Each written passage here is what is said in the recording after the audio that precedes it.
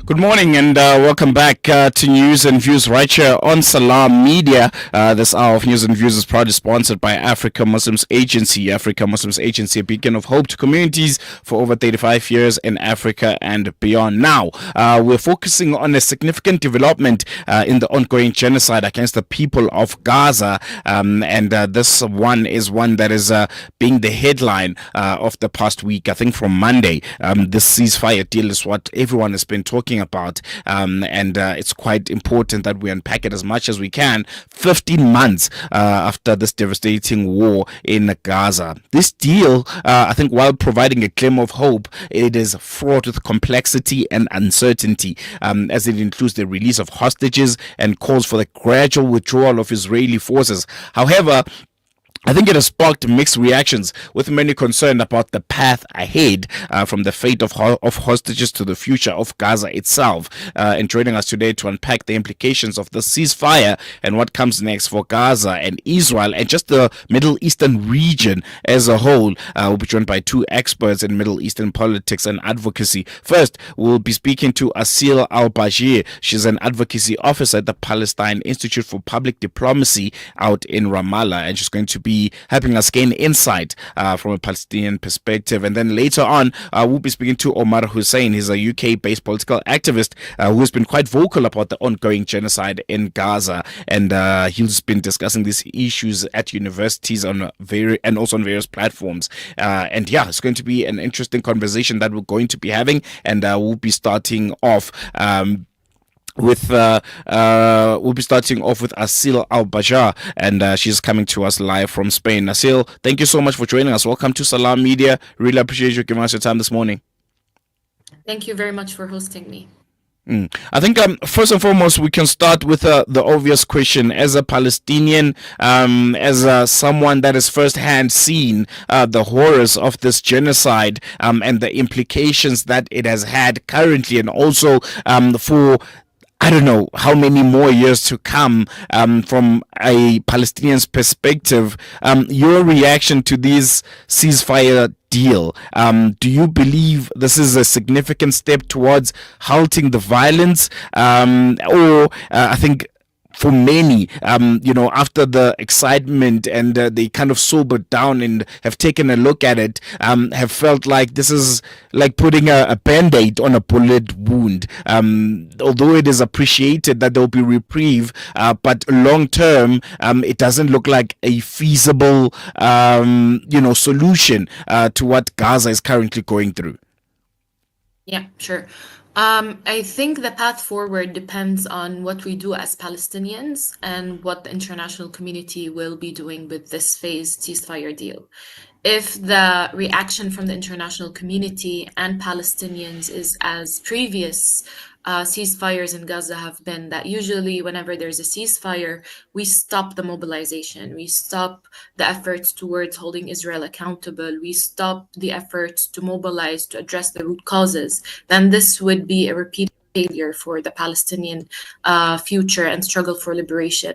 But at this moment, and after this huge loss of Palestinian lives, and as you mentioned, the rebuilding of Gaza would require years and years because of the steadfastness and the resistance of the Palestinian people that they have endured, especially in Gaza. So right now, there are a few things to take into consideration for us to actually use this momentum, because it is a kind of testament to the resistance as a victory of the Palestinian people. But we need to remind ourselves that, first of all, this is 16 months too late.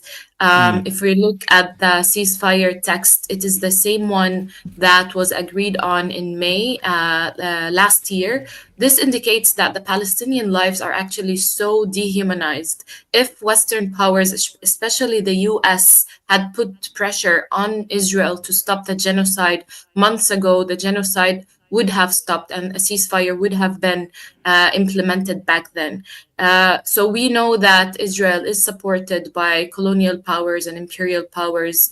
Right now, I think it is important for us as Palestinian people and as all people in solidarity, especially in the global south and especially states and governments like South Africa, to continue pushing on Israel to hold it accountable, to sanction Israel, to not normalize Israel as a normal state, because it is a genocidal state. We're talking about Netanyahu and other Israeli officials who are wanted war criminals by international courts. We are talking about pending cases against Israel, including the case brought by South Africa at the International Court of Justice, accusing Israel of committing genocide. So we should continue these efforts. The second important thing is that now many of the efforts around humanitarian aid into Gaza can be kind of weaponized into serving Israeli and Western interest, US interest, and privatization efforts, including the efforts to replace UNRWA, which is the agency that is serving Palestinian refugees. So these things should be also stopped. We should ensure that any process of rebuilding Gaza, including the entry of aid, is a purely Palestinian owned process with Palestinian agency and self-determination.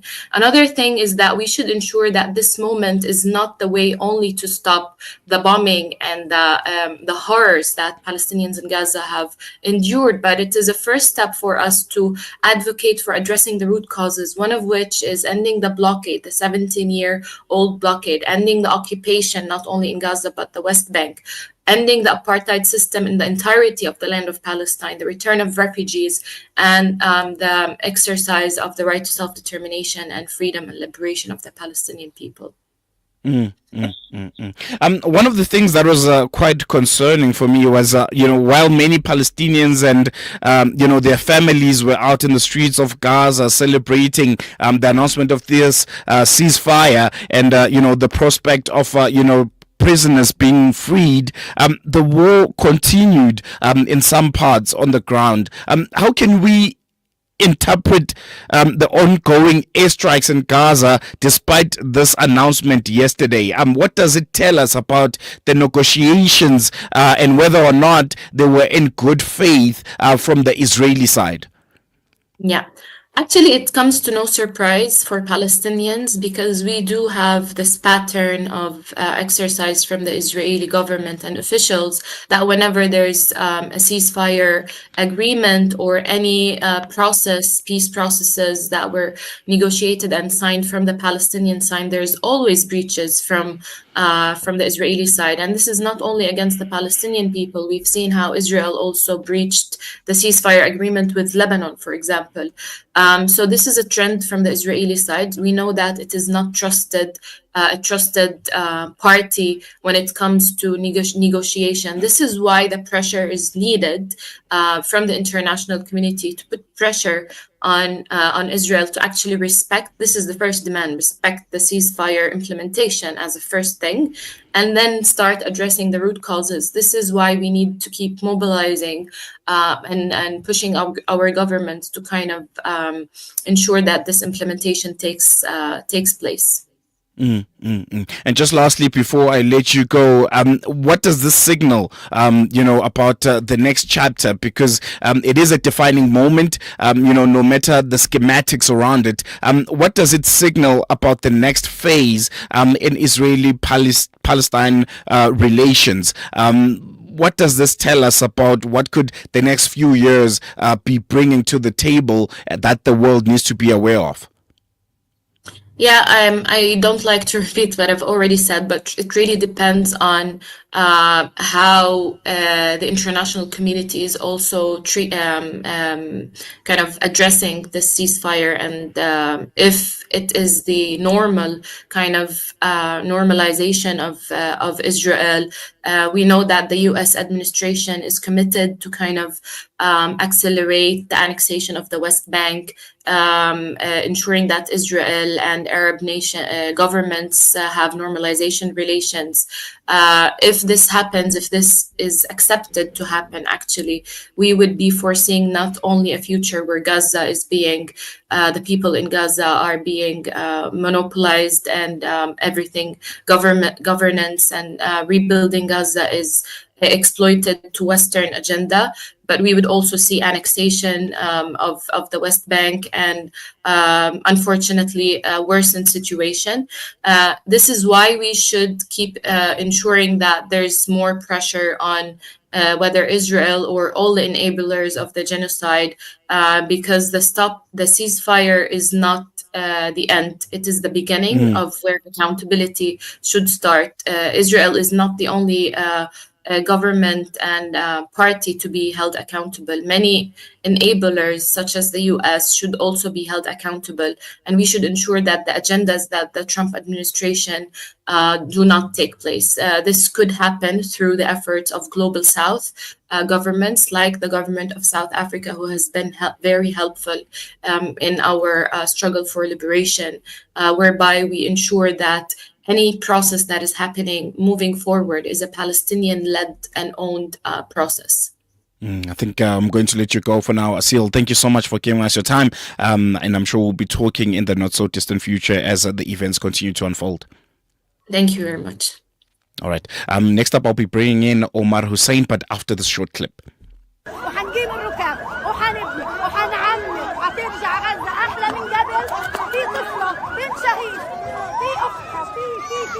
في ختيار في شاب كلنا حنعمرها وحترجع احلى من قبل. غزه فينا احنا اللي صمدنا واحنا اللي صبرنا، ولا انجازات لاي حدا ولا لاي قياده ولا لاي كبير ولا اي دوله. الانجاز هنا، هذا الانجاز وانا وهي وفيها، ونفتخر انه احنا اللي انجزنا، انه صبرنا. يعطيك العافيه.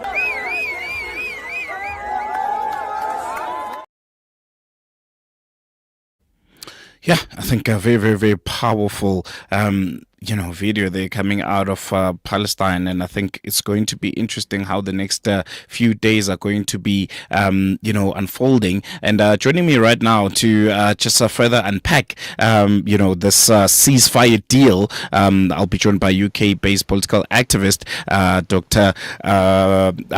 Omer Hussein, who's joining us via StreamYard. Omer, thank you so much for joining us. Welcome to Salam Media.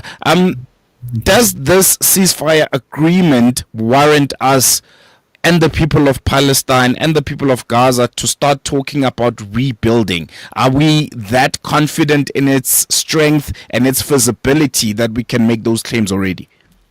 Yeah, I think we really need to be cautious. I think the first thing is to say, obviously we're very pleased to hear about the ceasefire announcement, to give reprieve to the people of Gaza who've gone through unbelievable genocide in the last 15 to 16 months.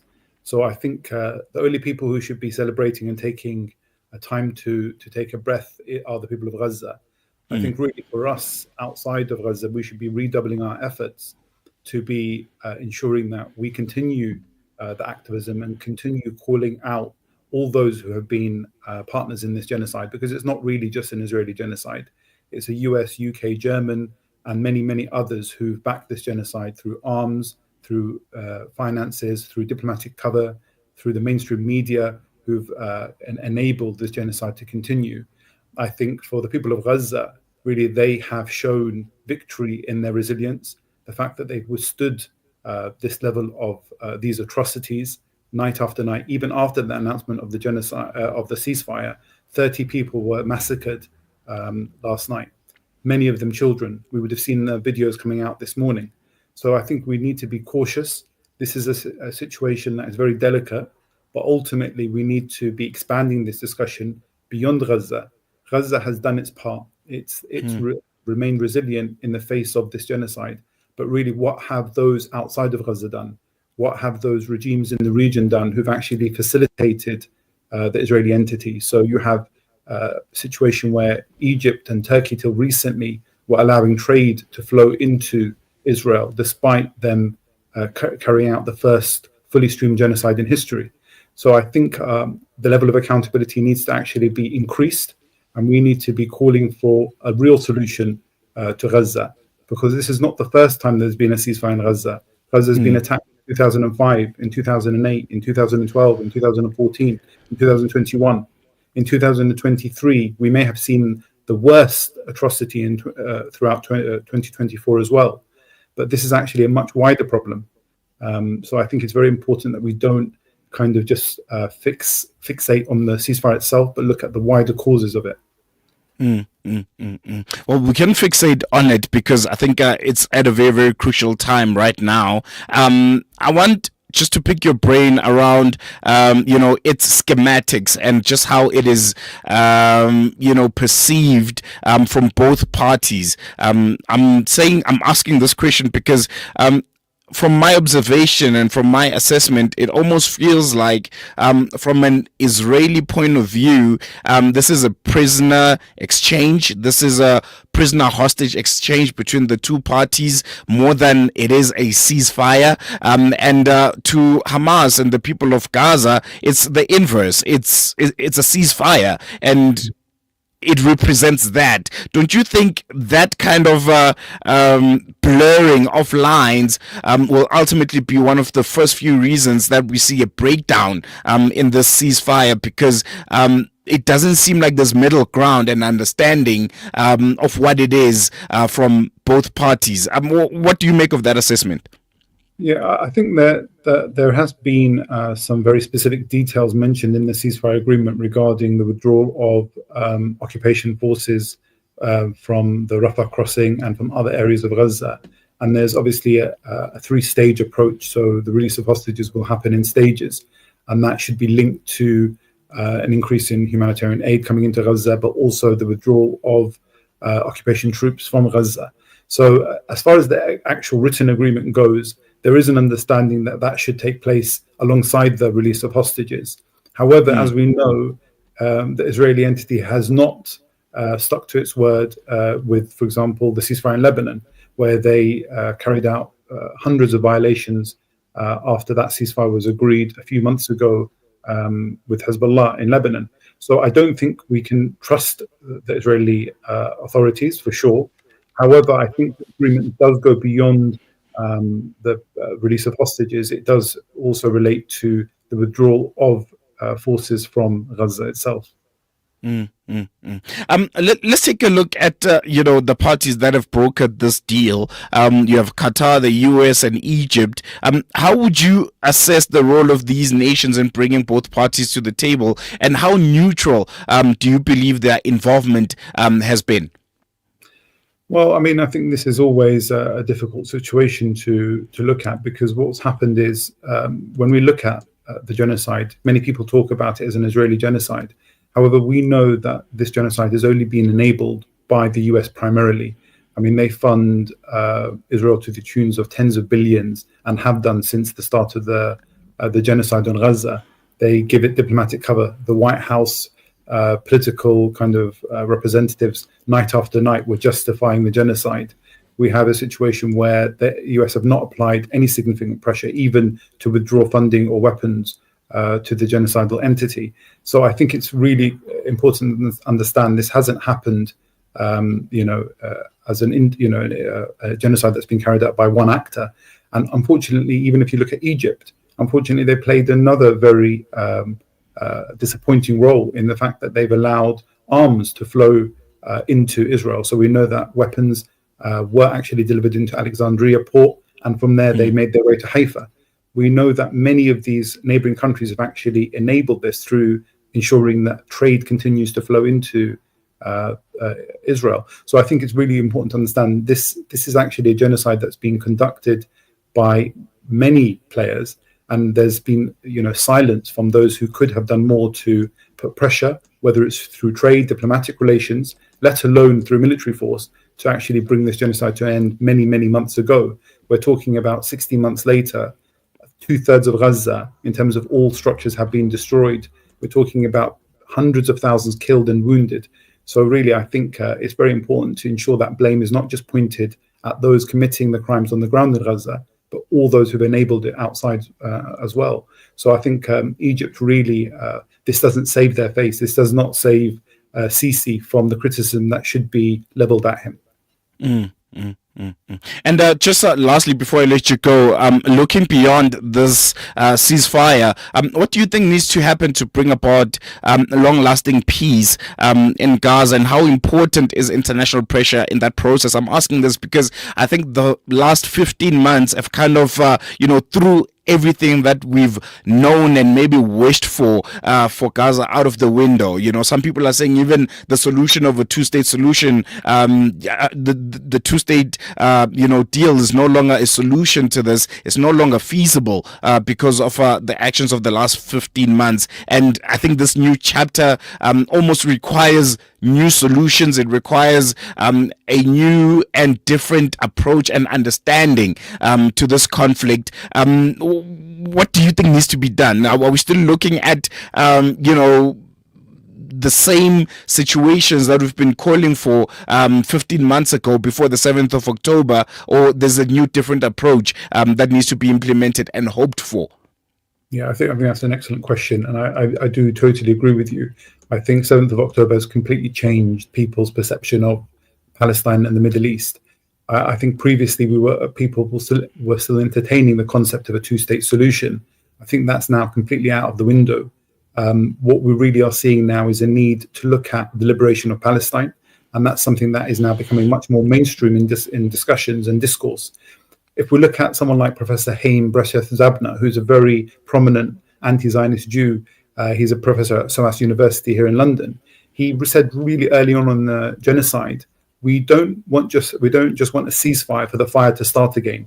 And I think if you look at the track record, it's very clear that Gaza has continued to be annihilated on many occasions by this, brutal occupation force. Let's not forget that actually before the 7th of October, there were more children killed in the West Bank than in any other year for decades previous to that.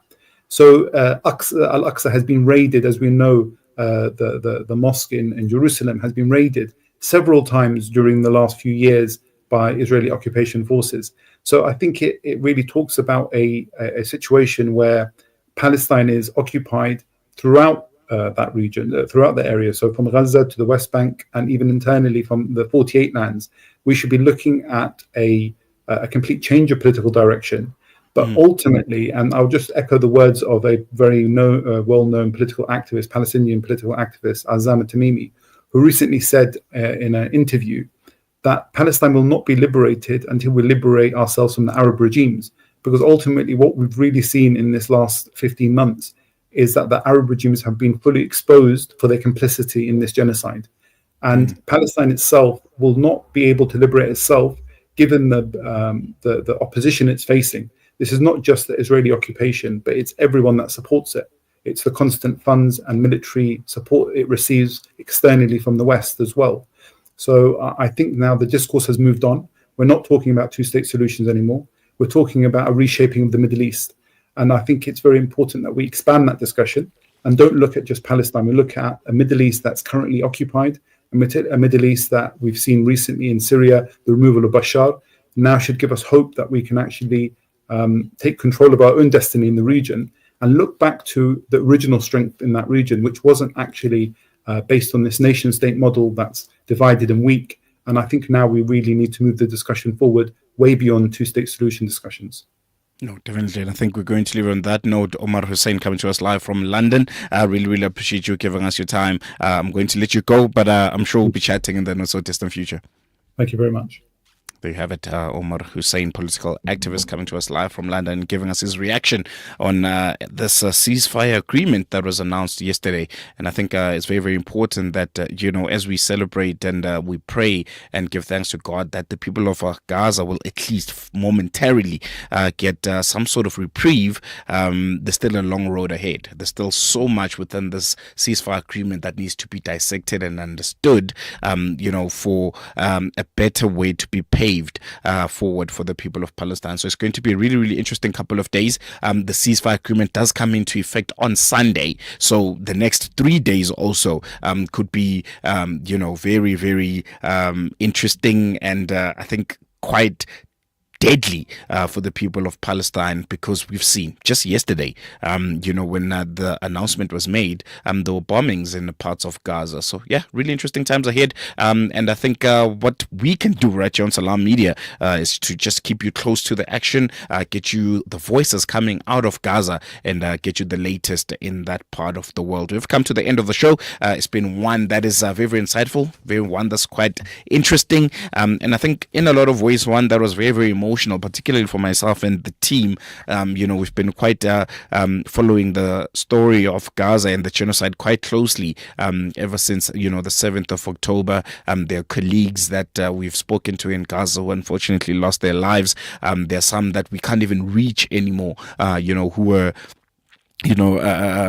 contributing to the show quite extensively. So the announcement of a ceasefire, although it's not what we want or wished it could have been, I think it's cause for celebration. I heard someone say we've won, a small part of a battle in a war, and we hope that eventually the announcement will be we have won this war.